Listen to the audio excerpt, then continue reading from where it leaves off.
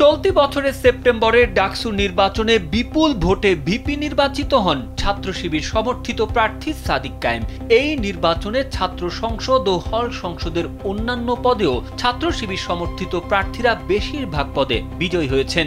এবার জাতীয় সংসদ নির্বাচনেও বাংলাদেশ জামায়াতে ইসলামীর হয়ে সাদিক কায়েমের প্রতিদ্বন্দ্বিতা করার সম্ভাবনা তৈরি হয়েছে। নির্বাচন ঘনিয়ে আসার সঙ্গে সঙ্গে অন্য সব আসনের মতো ঢাকা ৮ আসনেও চলছে নানা হিসেব নিকেশ। আসনটিতে দলের তরফ থেকে ছাত্র শিবিরের কেন্দ্রীয় নেতা ও ঢাকা বিশ্ববিদ্যালয়ের ভিপি সাদিক কায়েমকে সম্ভাব্য প্রার্থী হিসেবে বিবেচনা করছে বাংলাদেশ জামায়াতে ইসলামী। স্যান্ডেলিনা সো, রূপচর্চায় আভিজাত্য।